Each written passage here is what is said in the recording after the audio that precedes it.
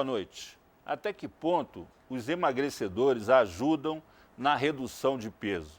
Por que a Agência Nacional de Vigilância Sanitária quer retirá-los do mercado? Nós vamos aprofundar a questão aqui no 3 a 1 hoje. Para isso, convidamos o chefe do Sistema de Notificação, Investigação e Vigilância Sanitária da Anvisa, no caso a chefe Maria Eugênia Cury, o endocrinologista e ex-presidente da Sociedade Brasileira de Endocrinologia Regional do DF, Newton Dornelas, e o assessor técnico do Conselho Federal de Farmácia e Farmacêutico, José Luiz Maldonado. Antes, vamos assistir a uma reportagem sobre o assunto. A gula é um dos pecados capitais, mas ao mesmo tempo, comer é algo tão prazeroso que faz muita gente esquecer dos riscos da obesidade. O que é saboroso pode alimentar o ganho indesejado de peso. Para perder as calorias consumidas, a dica mais básica é praticar exercícios. Há casos mais graves que precisam de acompanhamento médico, além de uma dieta rigorosa. A perda de peso se dá com remédios, como a sibutramina, que promete tirar a fome. Daí entra a questão: será que essas drogas resolvem o problema sem qualquer contraindicação? A Anvisa quer retirar do mercado os inibidores de apetite. Segundo a entidade, nenhuma pesquisa conseguiu comprovar a eficácia desses medicamentos. Países da Europa e os Estados Unidos proibiram a venda. Os estudos da Agência Nacional de Vigilância Sanitária mostraram que nenhum paciente consegue perder mais de 10% de seu peso total com o uso do remédio. Então, os riscos seriam maiores que os benefícios. Como efeito colateral, há relatos de psicose, depressão e até suicídio relacionados ao uso da sibutramina.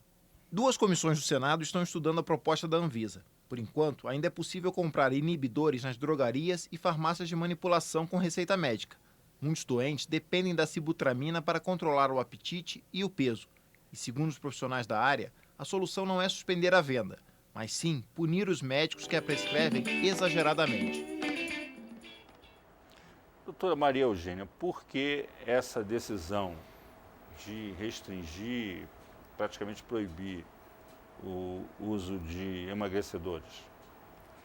Na verdade, ainda não existe uma decisão tomada, né? O que existe na Anvisa é um estudo de uma área técnica, das áreas técnicas da Anvisa, que estão recomendando para a diretoria da Anvisa o cancelamento do registro desses medicamentos, baseado em dados recentemente divulgados em relação à sibutramina, por exemplo, que demonstra que nós não podemos falar só em eventos adversos. A questão é, existem efeitos colaterais desses medicamentos, como qualquer medicamento tem efeito colateral, só que nós não podemos manter no mercado um produto cujos eventos adversos superam a eficácia do uso desse medicamento, que é o que a gente diz que esse medicamento, então, tem problemas de segurança.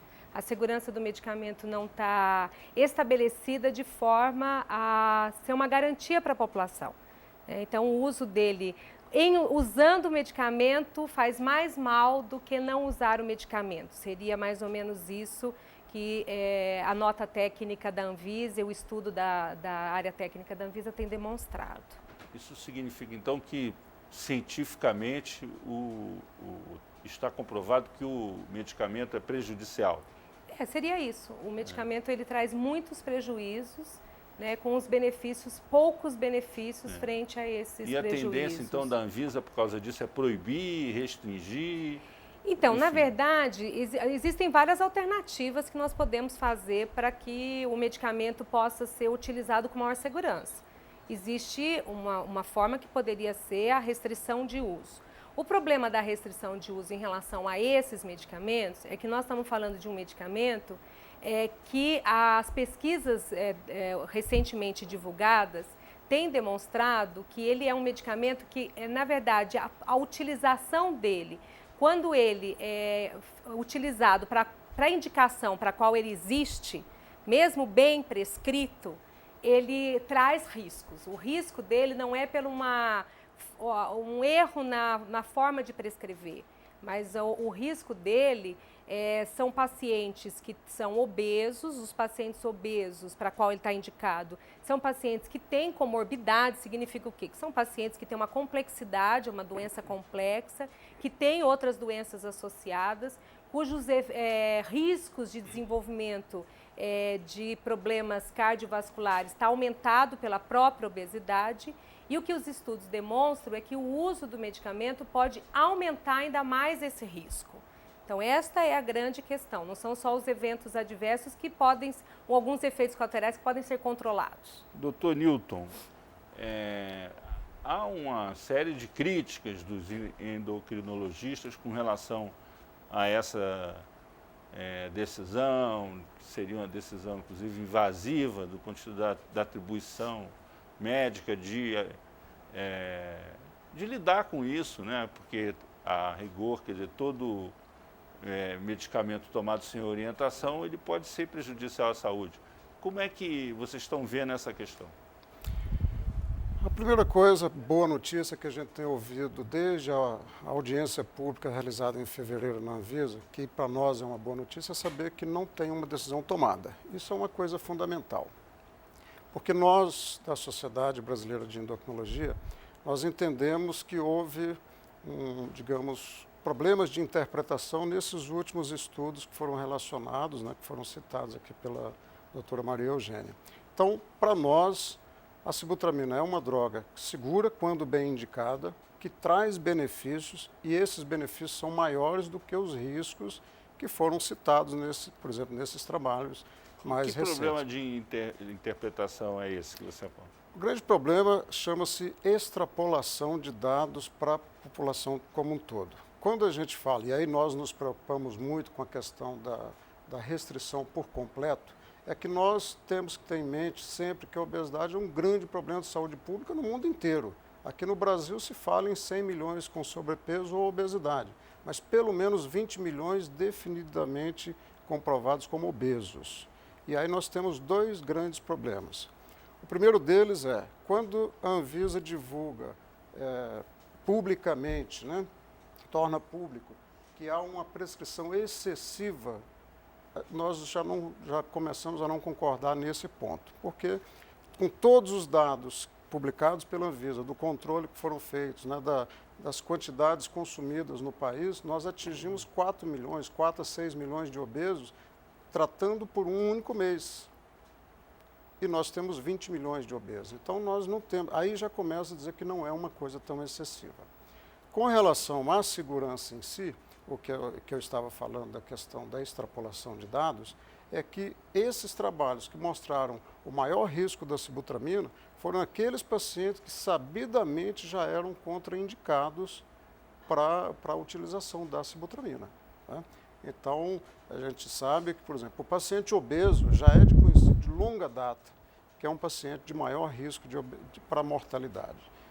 Hipócrates, que é o pai da medicina, ele já dizia que o obeso morre antes do magro, do não obeso. Isso há milhares de anos atrás. Então, quando a gente pensa que nós temos uma doença pública, grave e que causa mortalidade, a gente tem que ser incisivo nesse tratamento. O que foi feito nesse trabalho foi pegar pessoas que já tinham comprometimento cardíaco, cardiovascular, seja cerebral, seja do coração, seja de artérias periféricas, e se fez o tratamento. Isso, o restante do grupo que foi controlado, que eram pacientes diabéticos, naturalmente obesos, e com outro fator de risco, que não esses três elencados, eles não tiveram aumento de risco de mortalidade, nem de evento cardiovascular, para esse grupo específico. Então, o que nós entendemos, é melhor manter a medicação, tratar pessoas que ainda não tiveram esse evento, porque, infelizmente, se a gente não tratar, a obesidade pode evoluir, inclusive, para provocar esses eventos.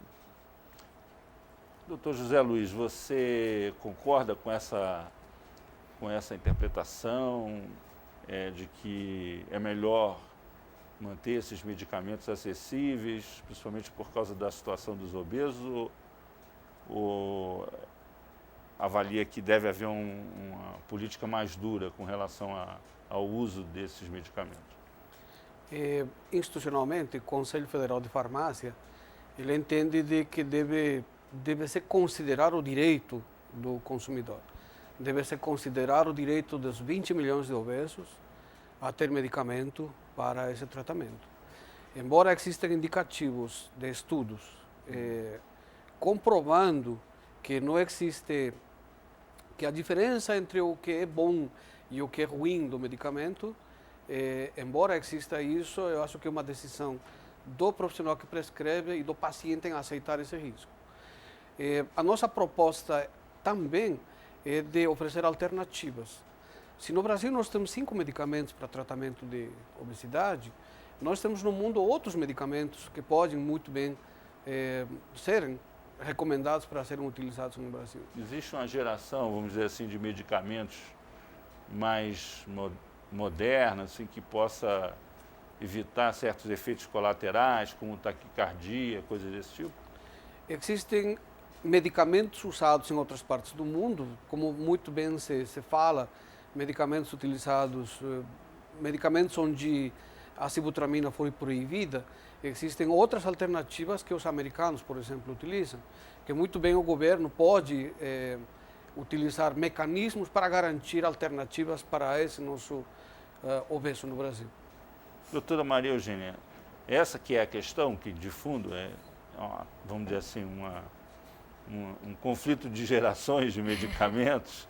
O que está acontecendo? Não, eu acho que não se trata de um conflito de gerações de medicamentos. Eu acho que tem algumas coisas que valem a pena a gente colocar aqui, até para quem está nos assistindo, entenda alguns mecanismos que existem até na forma como os medicamentos são registrados, como é que é esse processo, né? A Anvisa, ela não desenvolve medicamentos e nem registra medicamentos desenvolvidos pela Anvisa. A Anvisa é um órgão de vigilância sanitária, um órgão do governo brasileiro, um órgão ligado ao Ministério da Saúde, que tem como competência avaliar as propostas de registro de medicamentos para serem utilizados no Brasil. Isso é o que acontece em todo lugar do mundo para que você disponibilize medicamentos para a população. Então, hoje, nós temos registrados na Anvisa, no Brasil, que podem ser comercializados, 4 tipos de medicamentos que são inibidores do apetite, né?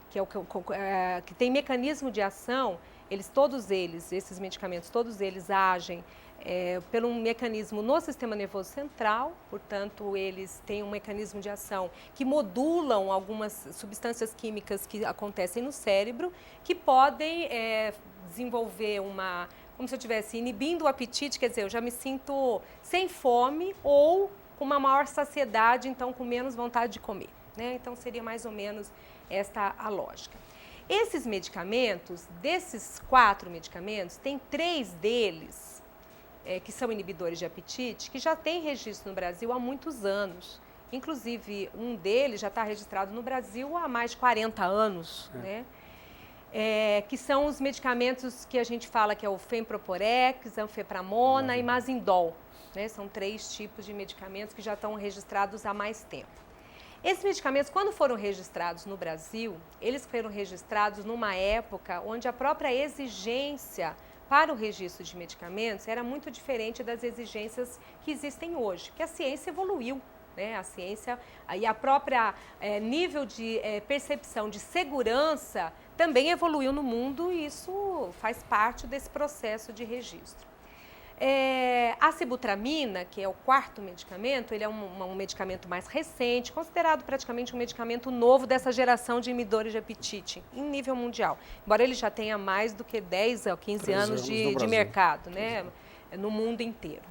O que acontece? Esse medicamento é um medicamento de uma outra geração. A 5 medicamentos. Não, existe um outro medicamento que não é inibidor de apetite.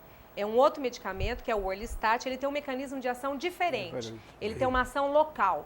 Ele não tem ação no sistema nervoso central. Nós estamos falando desses 4 que têm ação no sistema nervoso central, até porque os estudos foram referentes a esse, porque esses têm eventos adversos muito diferentes do Orlistat. São mecanismos totalmente ação diferentes. Local aonde? No intestino. No intestino, né? Ele tem uma ação local. Ele impede a absorção de gorduras, né, quando o alimento é ingerido, e aumenta a eliminação de gordura sem que ela seja absorvida pelo organismo. É um outro mecanismo da forma de utilização, né?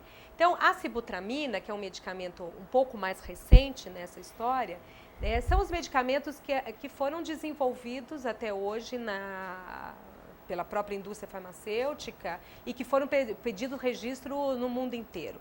Quando a gente fala, por exemplo, de um medicamento que existe nos Estados Unidos, existe uma fentermina que existe nos Estados Unidos, é um tipo anfetamínico que no Brasil, inclusive, essa discussão sobre os anorexígenos não é nova no Brasil, né?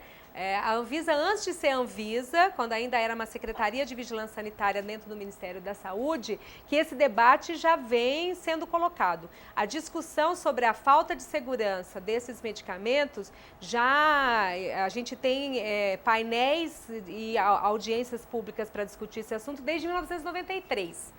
Vamos fazer um intervalo e voltamos daqui a pouco, continuando essa discussão.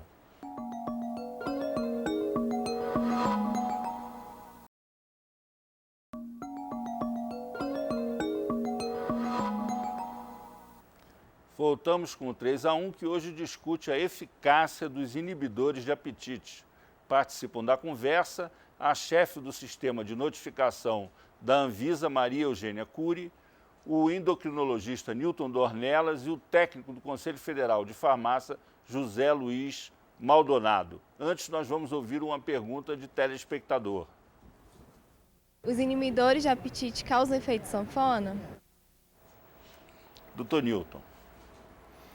O tratamento de toda doença crônica, como é o caso da obesidade, passa por mudanças também do comportamento, né? A gente diz do comportamento tanto da atividade física quanto de hábitos alimentares, bem como da própria percepção que a pessoa tem em relação àquela doença. Todos os medicamentos utilizados para doenças crônicas têm efeito enquanto eles estão sendo utilizados.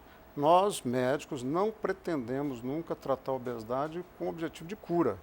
Aliás, com relação à eficácia de medicamentos, para nós médicos, a perda de 5 a 10% do peso inicial de um indivíduo já seria suficiente para diminuir muito os riscos de doenças associadas que a obesidade poderia trazer. Então, efeito sanfona, popularmente difundido como tal, acontece muito, sobretudo naquelas pessoas que não se adaptam à mudança de estilo de vida que é proposta junto com todo o tratamento, né?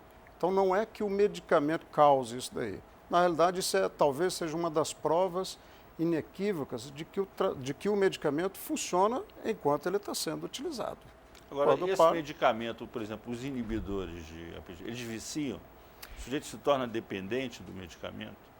Assim, a ponto de querer parar e não conseguir? Por exemplo, mesmo se ele não está engordando mais? Com relação à sibutramina, que é a grande questionada da vez, o grande medicamento questionado da vez, não há nenhum trabalho científico que determine isso. Tá? Inclusive, quando a Anvisa mudou o receituário para um controle especial e colocou a sibutramina no meio dos medicamentos que podem estar relacionados com isso, que são aqueles outros 3 que a doutora Maria Eugênia já se referiu, houve uma crítica nesse sentido, porque nós estávamos colocando um medicamento que sabidamente não causa dependência, junto com outros que poderiam causar. Causam? Podem causar se o uso for fora daquele tempo estipulado. Prolongado. É uma espécie de morfina. Qual é a política que existe do ponto de vista do Conselho Nacional de Farmácia para lidar com isso, com essa questão de medicamento que cria dependência, medicamento que não cria dependência? Como é que o Conselho está atuando em relação a isso? Assim, para você usar uma linguagem bem clara e objetiva. Claro. O Conselho, o foco da atuação dele é defender os interesses dos fabricantes dos medicamentos ou dos usuários? O Conselho Federal de Farmácia, ele regulamenta a atividade do farmacêutico.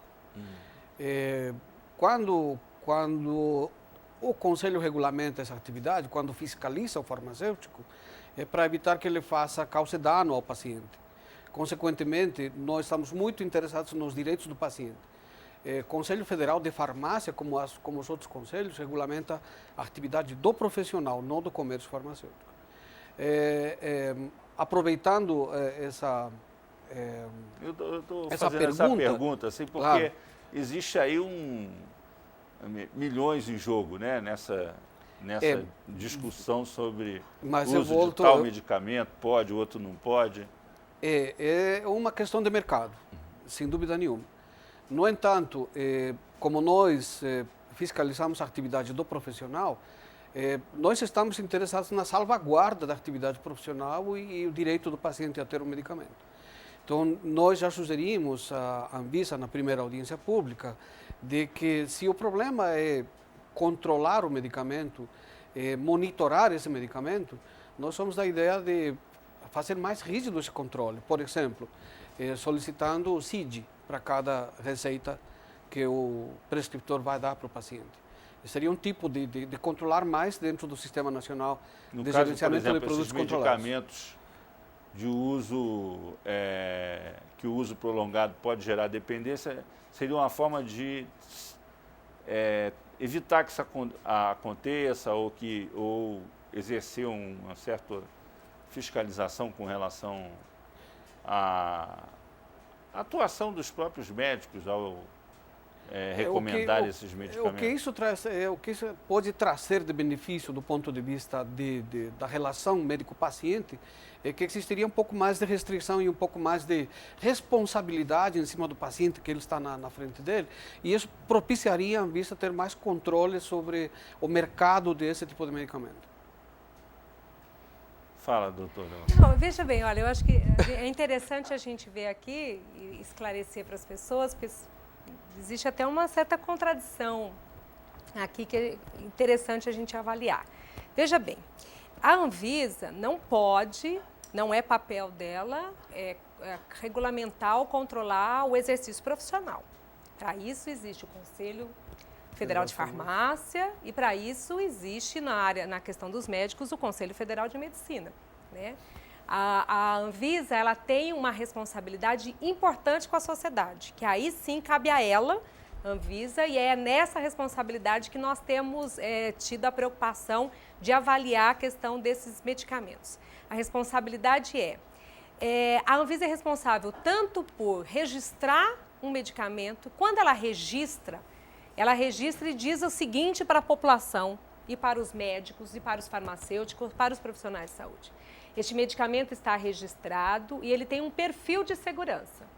Ele está indicado para determinadas situações, dentro dessas determinadas situações, eles podem ser utilizados para isto, e para isso ele tem o seu grau de segurança com estes eventos adversos, com estes efeitos colaterais e com esta eficácia.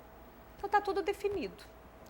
Bom, uma vez feito isso, nós temos que acompanhar, e aí faz parte do processo da Anvisa, acompanhar se existem alguns dados novos que vão aparecendo e que podem mudar esse perfil de segurança. É o que a gente encontrou com a sibutramina e com esses outros 3 medicamentos. Primeiro, esses outros 3 medicamentos, Femproporex, Mazindol e Anfepramona, são medicamentos que hoje não têm nenhum trabalho científico que consiga sustentar segurança e eficácia desses medicamentos. Aí vocês me perguntam, mas por que ele foi registrado? Porque ele foi registrado numa época em que as exigências eram outras. Agora, por que ele não pode ser proibido? E por que ele não... Então, o fato dele ser proibido agora é porque você tem hoje, né, instrumentos de pesquisa clínica, de pesquisa que estão demonstrando que a utilização deles, o risco é maior. Como mesmo o doutor falou, são medicamentos que podem gerar dependência sim, são eventos adversos graves e nós não estamos falando só de uso abusivo.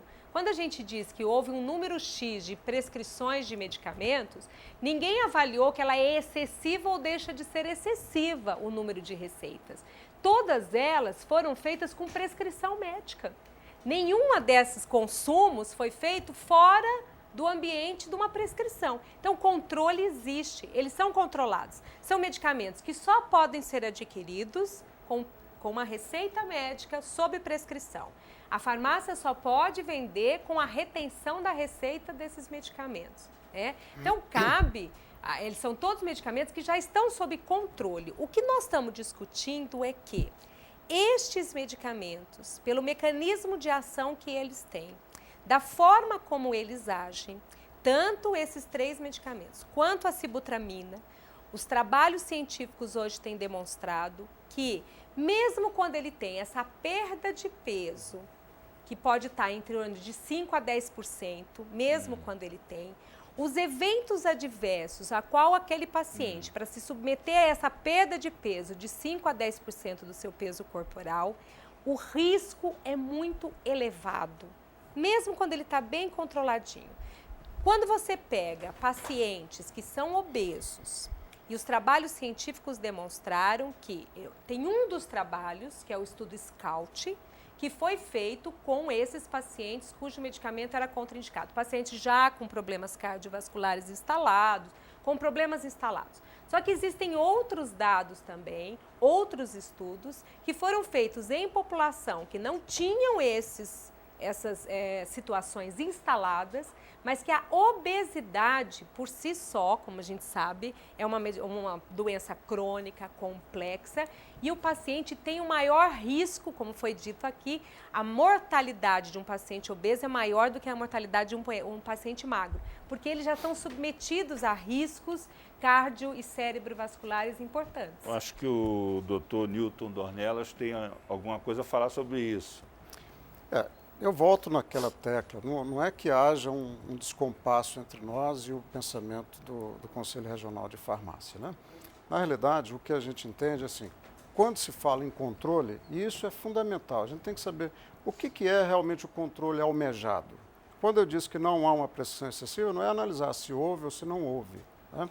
A questão é entender que percentual da população está sendo atingido com isso.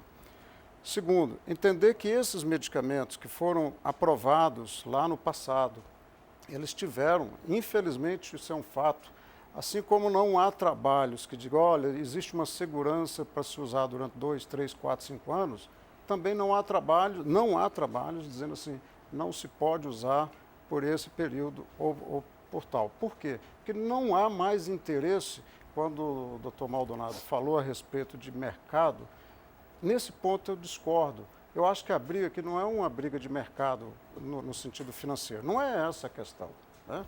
O que a gente tem que pensar, e talvez a gente pudesse usar a palavra mercado, no sentido de pensar quantas pessoas serão atingidas ou deixarão de ser atingidas por uma medida como esta. Seja correta ou não correta. Isso eu acho que a gente tem que pensar em termos populacionais, não há dúvida. Tanto é que interessa o assunto para a imprensa, interessa para o Senado, interessa para a Câmara, né? Interessa para o governo, aliás. Há uma pergunta aqui. Pelo que está posto aí, tem 3 remédios, 3 inibidores de apetite que causam dependência a partir do uso prolongado, porque atuam principalmente no sistema neurológico, no sistema nervoso. Esses remédios são os mais baratos ou são os mais caros? Veja bem, dos 5 medicamentos, para a gente começar a citar dessa forma, existem 4 que estão sendo propostas, né, a sua retirada do mercado. Está sendo feita essa proposta pela Anvisa. 4 medicamentos seriam excluídos de comercialização no Brasil. Restaria um, que a doutora Maria Eugênia já citou, que ele não tem ação no sentido de controlar apetite, não tem ação no sentido de controlar a saciedade. É uma medicação que atua puramente a nível de intestino. E a gente sabe que controle de apetite, controle de comportamento, de humor, de uma série de situações, está diretamente relacionada com o sistema nervoso central, inclusive a obesidade. Existem várias alterações hormonais, tudo que relacionam a obesidade com o controle do sistema nervoso central. Então, esse é um dos pontos que a sociedade entende, nós endocrinologistas entendemos, que não dá para excluir esses medicamentos, que a gente não vai estar atuando naquele ponto que é um dos causadores da obesidade. O segundo ponto é que o único medicamento que restará como opção de tratamento é o medicamento, aí eu entendo como custo de mercado. Pode pensar por esse lado, que os medicamentos, esses 4 outros, se consegue o tratamento para um mês abaixo de R$30 hoje no Brasil. Esse outro é acima de R$200, tratamento mês. né? Então, claro, vai ter um impacto Não se financeiro. pode produzir um genérico dele? Mesmo o similar que já existe, né, o preço é muito alto. E aí é uma questão de... Aí não, eu não vou entrar nesse mérito, porque aí não cabe a mim, né, como médico. Assim, mas eu acho que é importante essa discussão. Sabe por quê? Por exemplo, eu sou hipertenso, então eu tomo remédio. Quer dizer, o remédio que eu tomo é mais caro, porque ele tem menos efeitos colaterais do que o remédio mais barato. Então, é uma questão mais ou menos lógica, quer dizer, com o avanço da ciência, da tecnologia, você é capaz de produzir remédios mais eficientes, com menos efeitos colaterais, que são os remédios de última geração, são remédios mais caros. Para que essa política vamos dizer assim, de restrição, de abandono de medicamentos que sabidamente podem ser prejudiciais à saúde, não seria o caso do governo ter uma política para baratear o custo do medicamento, doutora Maria Eugênia? Ela existe, né? Quer dizer, a questão da lei dos genéricos, a política de genéricos, né? Inclusive, o Brasil hoje, o número de registro de medicamentos genéricos tem aumentado significativamente ao longo dos últimos anos, né? Existem uma série de políticas já nesse sentido, né? Eu acho que é importante a gente sempre lembrar que, assim, olha, qual é hoje a questão fundamental que está colocada? Primeiro, o medicamento que tem ação local, o Orlistat, ele é um medicamento, inclusive, apresentado pela Sociedade Brasileira de Endocrinologia, nas diretrizes para o tratamento, existem diretrizes da sociedade que apresentam esse medicamento junto com a sibutramina como medicamento de primeira escolha para o tratamento da obesidade. Então, nós estamos falando de um medicamento, este que não está nessa discussão, porque nós estamos discutindo os inibidores de apetite, não estamos discutindo de ação central, ação local. Né? Mas nós eles não podemos ficar prisioneiros dessa questão. Não, de jeito nenhum, porque então eles são medicamentos... o problema é a obesidade e o combate à obesidade. Então, o que nós estamos discutindo é, primeiro, a necessidade de que a gente realmente avalie o quanto que esses medicamentos inibidores de apetite têm impacto no tratamento da obesidade. Acho que essa é a questão fundamental. Cujo benefício do uso do inibidor do apetite é maior do que o risco?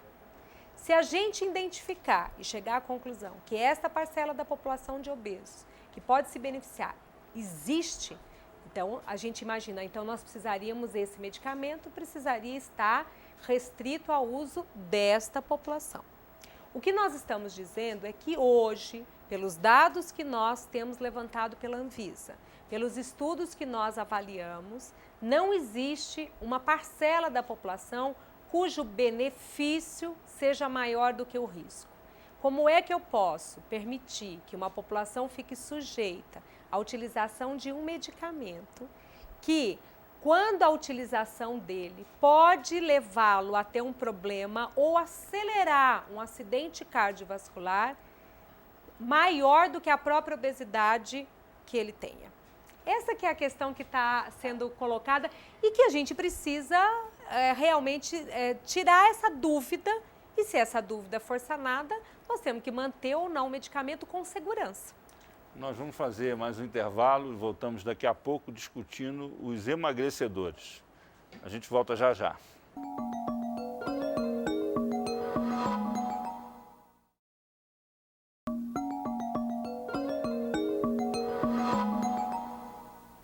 Voltamos com o 3-1, que hoje discute a utilização dos emagrecedores. Participam da conversa a chefe do sistema de notificação da Anvisa, Maria Eugênia Cury, o endocrinologista Newton Dornelas e o técnico do Conselho Federal de Farmácia, José Luiz Maldonado.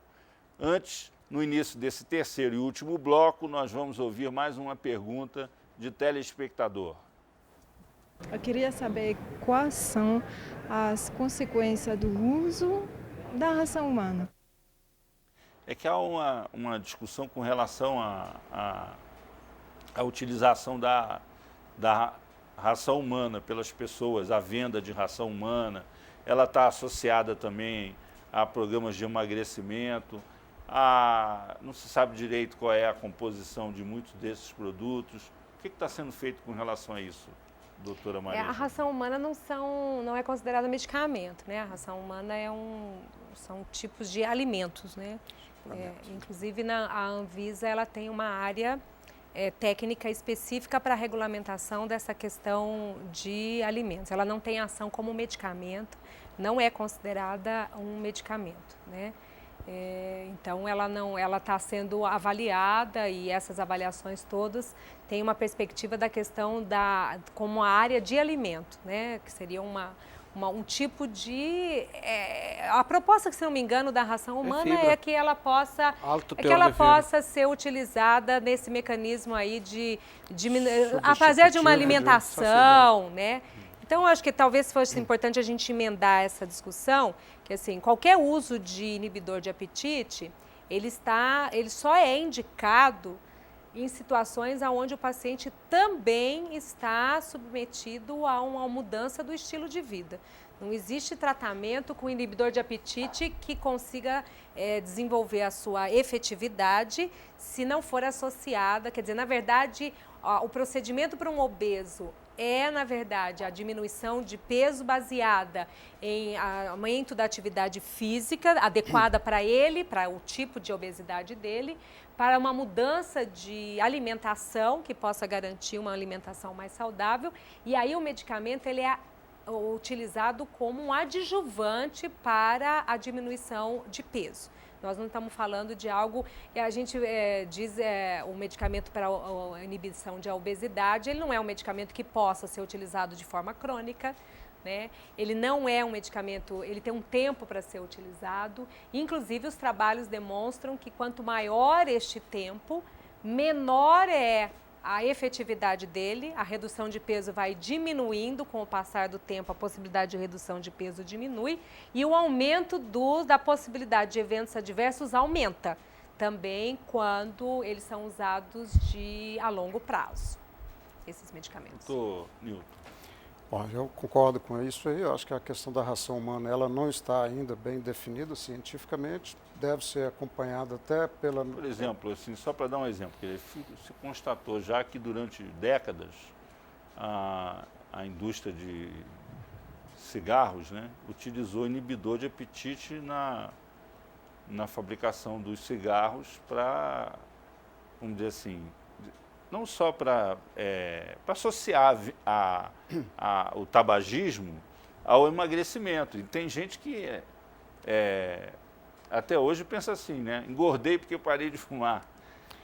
Claro, existe sim. Essa é uma preocupação quando a doutora Maria Eugênia já deixou claro que isso não é visto como um medicamento, mas a gente sabe que existem vários contaminantes em várias substâncias no mercado, né? Substâncias alimentares, quaisquer que sejam. Então, acho que a primeira recomendação é que ninguém utilize, ninguém compre ração humana dessas fabricadas em fundo de quintal, como a gente infelizmente vê sendo comercializado.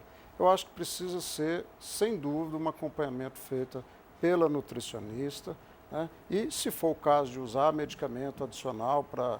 Enfim, toda essa mudança de estilo de vida, de atividade física, de controle de dieta, não se deve substituir dietas por ração humana. Esse não é o propósito nosso.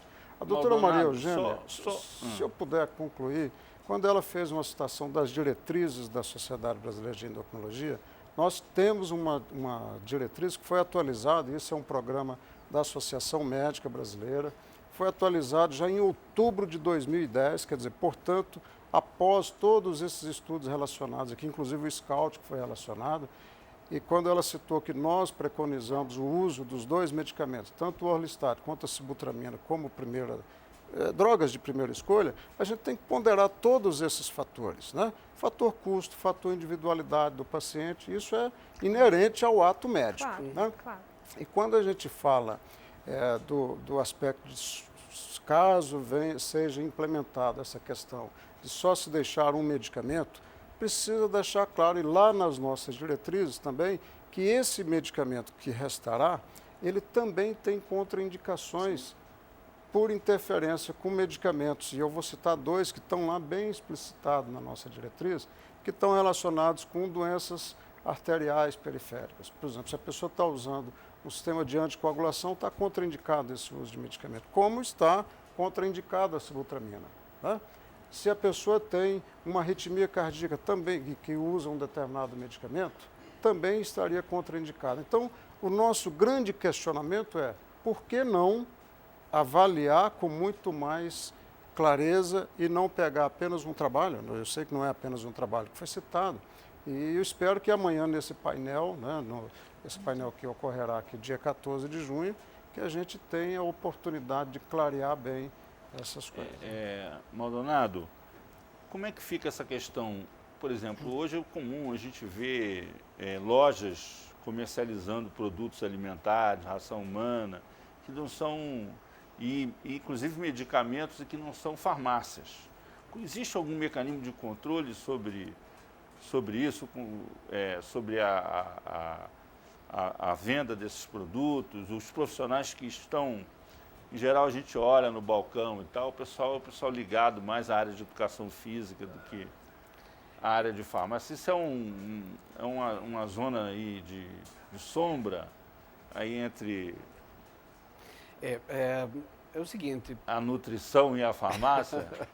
é importante considerar, é importante falar para o público de que deve ser comprado qualquer tipo de alimento ou medicamento só se registrado pela Anvisa. Qualquer outro medicamento ou alimento vendido fora dessa característica de registro no órgão de vigilância sanitária é considerado como total desobediência à lei.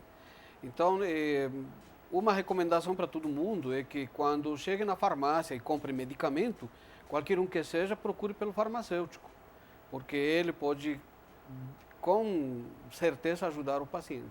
Agora, ser atendido por balconista ou por uma pessoa que não tem a mínima qualificação nem para explicar de que se trata, aí é complicado, porque não podemos esquecer que o paciente, ou o cliente, ou o cidadão tem direito à informação. E quando se fala de medicamento industrializado, medicamento feito em farmácia de manipulação, alimento industrializado, ele tem que trazer informações para o cidadão. Posso fazer um comentário?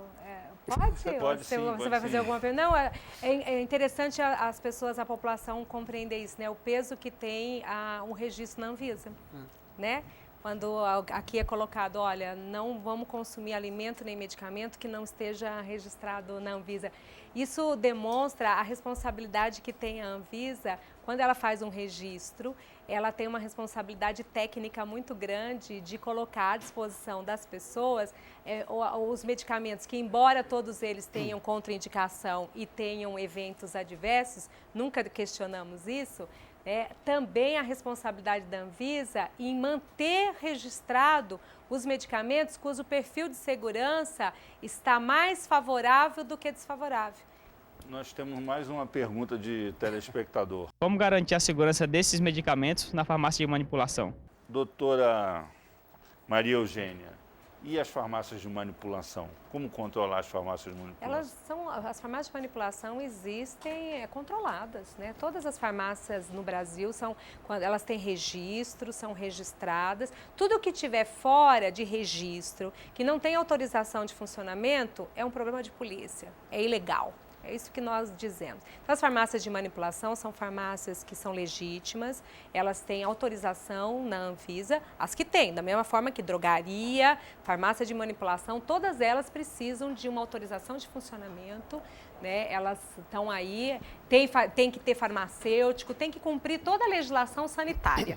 Né? Então, as farmácias funcionam, por exemplo, dessa forma. Vamos supor aqui que se proíbam esses medicamentos inibidores de apetite. Sim. E que um ou outro médico receite esse medicamento Ele não vai mais poder receitar de uma farmácia de manipulação. Não pode. Como controlar isso? Não, o controle é assim, né? Primeiro que todos esses medicamentos, eles só podem ser adquiridos e o médico, ao prescrever, ele tem que prescrever numa receita, que é chamada uma receita de notificação, uma receita especial, aquilo que o pessoal chama de chequinho azul.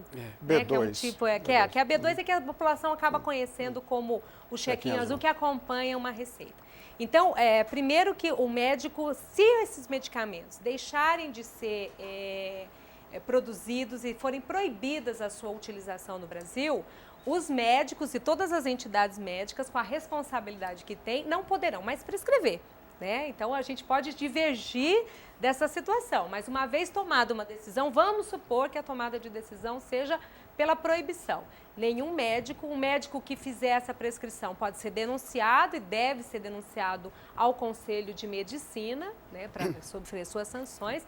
E as farmácias que produzirem esse medicamento, hoje nós temos um controle eletrônico para a dispensação e aviamento dessas receitas, tanto em farmácia de manipulação quanto em drogaria. Se uma dessas receitas forem dada uma entrada no sistema de que foi produzido um medicamento com aquele medicamento, a farmácia sofre fiscalização e é autuada, pode até ser fechada. Maldonado. Estritamente seguindo o rigor da lei, a atividade do farmacêutico ele prima por obediência à lei. Quando a gente trata em questões sanitárias, é primordial o entendimento de que se a farmácia está aberta e está trabalhando e tem um farmacêutico manipulando medicamento, ele, com certeza, aquela farmácia ela tem registro na Anvisa, ela tem autorização para funcionar e deve ter autorização especial, com certeza, e esse farmacêutico ele está coberto pelo cumprimento da lei. Agora, quando existe um descumprimento, quando existe já ao lado do crime, aí nós concordamos em um caso de polícia, esse farmacêutico será levado à ética, com certeza poderá perder até o registro no Conselho Federal de Farmácia. Doutor Nilton. Eu acho que o assunto aqui é realmente criminal, né, quando passa para esse lado, mas isso preocupa nós, né? Quando a doutora Maria Eugênia falou da responsabilidade da Anvisa, também mostra a responsabilidade do médico, né?